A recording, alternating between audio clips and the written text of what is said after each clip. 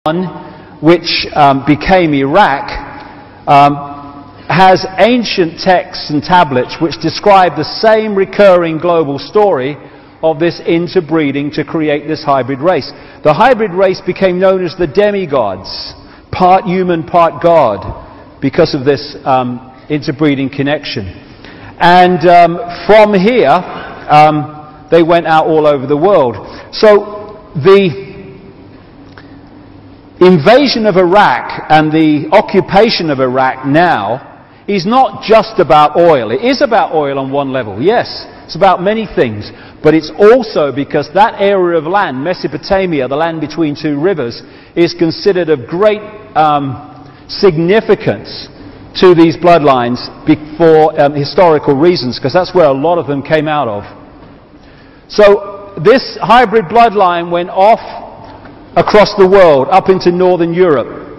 It became the power behind the Roman Empire and the creation of the Roman Church, which became, of course, global Christianity. Much more about that as we go along.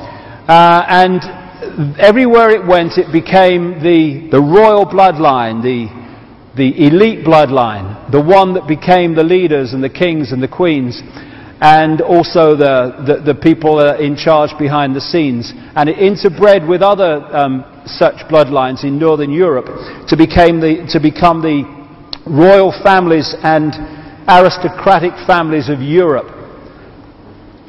Then, because of the European empires, particularly the British, but the French and others too, but particularly the British, we had global Babylon, global Sumer, the global elite bloodline expansion.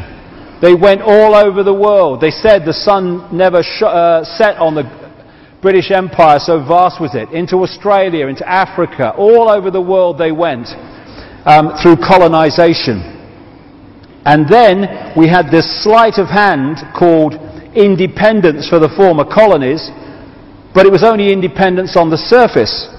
What these bloodlines did was leave out in those former colonies the bloodline and the secret society network, which I'll come to, which manipulates the bloodline and its gophers and agents into positions of power. And they've gone on controlling those countries ever since. And so today, these hybrid bloodlines are known as the Illuminati, the illuminated ones, and they're the ones that control the transnational corporations, governments, the banking system, the whole shebang that dictates and controls the direction of society. More of that later. And the idea, of course, because compared with the global population, there's very few of these people. The idea is to enslave the rest of humanity in that vibrational prison I've been talking about, so the few can control the vast majority by controlling the frequencies and the nature of the reality we construct. Oh, Queen's lizard. Now, who are they? Who are they? God. When I first came across this old bloody story, I thought, why me, you know? What are they bloody going to say about this? They thought I was bloody mad before. But I don't care. Who are they? Who are they, the interbreeders? I never went looking for this, but over years and years, starting in about the mid to late 1990s, as I travelled around the world talking to no bugger at the time, I came across increasingly large numbers of people who told me this recurring story from different points of perspective, and many of them who'd experienced it, a quote, on the inside. That this interbreeding was between a reptilian type race and humans, and they had created a hybrid bloodline. And it was this bloodline that was occupying the positions of power across the world. So not a racist thing in terms of earth races, because these buggers interbred all over the world. As Credo Mutwa, the Zulu shaman, told me, a lot of the black political or black leaders and prime ministers that were put in positions of power after the colonial powers apparently left, their bloodline went back to the same source, according to him. It's all over the world. It's not a racial thing from an earth point of view.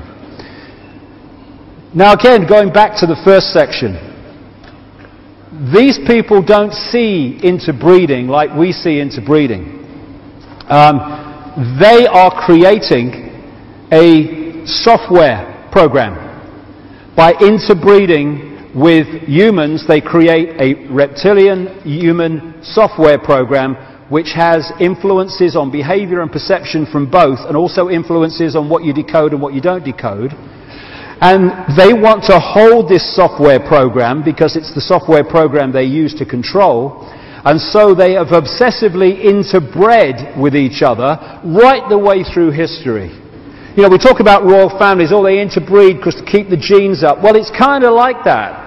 What they're doing is holding a software program which is diluted very, very quickly when it's interbred outside of itself with the general population.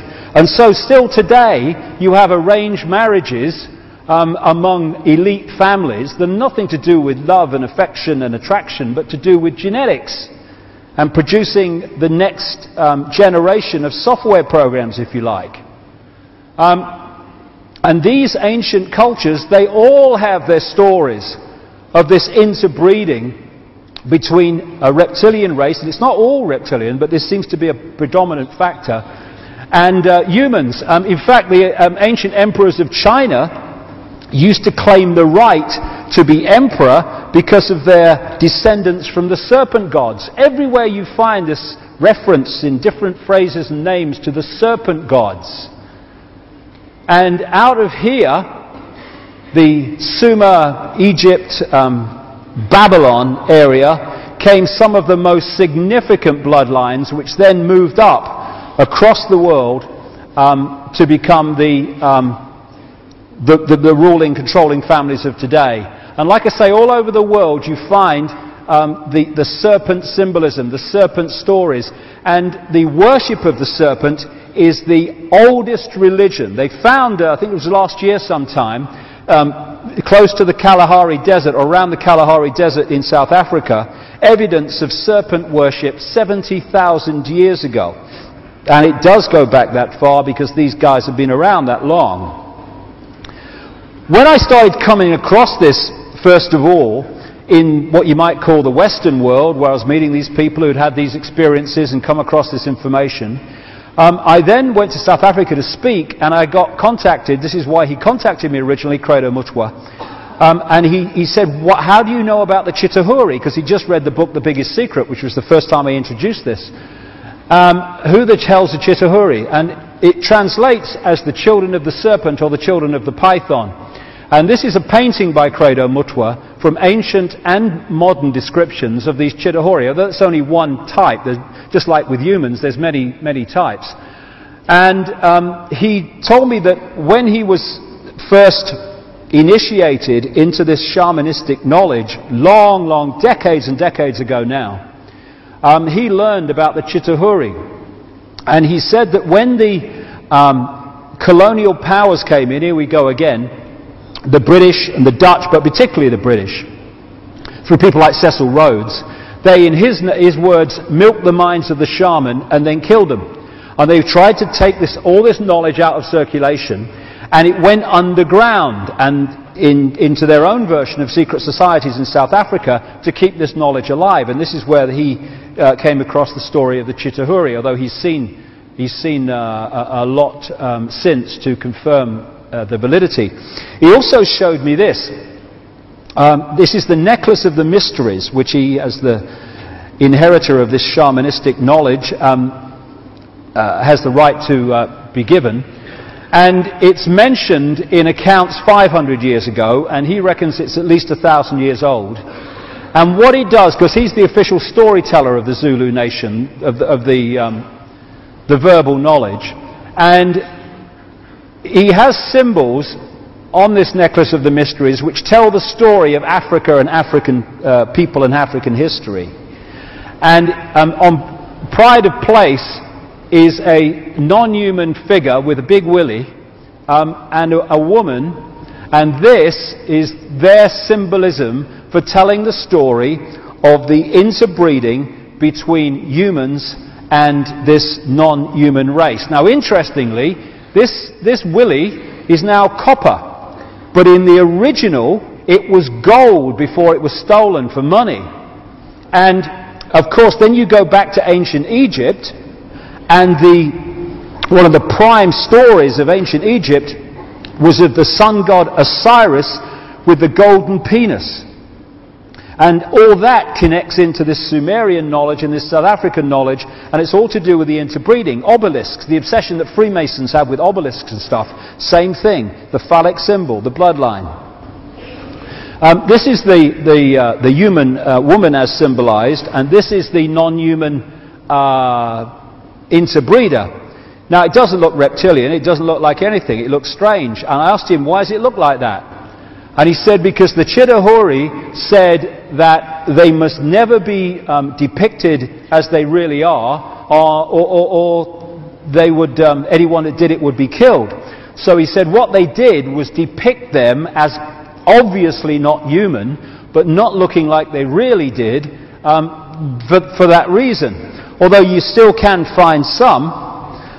This is a reptilian baby and woman or goddess, which was found in graves in the Ubaid culture, which preceded Sumer, in that same part of the world that we now know as Iraq. There's some more images of it. Again, the serpent worship is all over the world. So this is Crater Mutwa's painting, and this is Neil Haig's symbolic representation of this bloodline, which is a hybrid genetics, and it's a hybrid software program. That's what we're looking at, because it's the hologram that we're looking at. And around the world you see symbolism, and when you start to come across this information, it's like your kind of mind opens and you start to see, hey, what you hadn't seen before. This bloody serpent symbolism's all over the bloody place. And you find the symbolism of the connection between human women and this reptilian race. You see the symbolism of part man, part reptile, part human, part not human. Again, there's another one. These from different parts of the world. You see a lot of symbolism in stories of humans battling the snake. Same thing.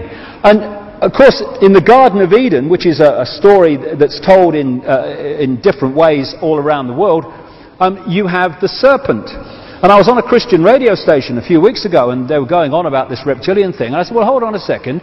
You talk about the Garden of Eden. Do you reckon that Adam and Eve, as they are symbolically called, were actually having a chat with a snake? I mean, does that make sense? I mean, am I mad? Am I crazy? What are you talking about? Or is it more likely that the serpent is actually, or the snake is actually symbolic of something else? And there are a lot of the gargoyles that you find on churches that were built by the secret society, as like the Knights Templar, and the castles of these elite families have a reptilian look about them. So do many of the coats of arms and stuff that you find in the elite families and military and stuff. The City of London, just down the road from where we are, has a very appropriate symbol, because London, as the bloodlines moved across into Europe, London eventually became, and still is, one of the epicenters of the Illuminati, of these bloodlines. So you had, wherever the bloodlines go, the empires go, because they're acquisitive, they want control. So you had the Roman Empire when they were based in Rome, and they're still massively based in Rome.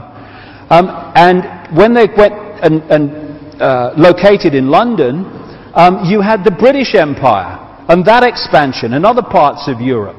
And this is known by researchers who know what they're talking about as Baby-London, because this is sort of the new Babylon. I'm not talking about London in general, the City of London, the financial district, which is its own self-governing province in effect, with its own police force and everything. And that is two reptilian figures holding the badge of the Knights Templar, one of the major secret societies of the Illuminati. There's a bigger version of it.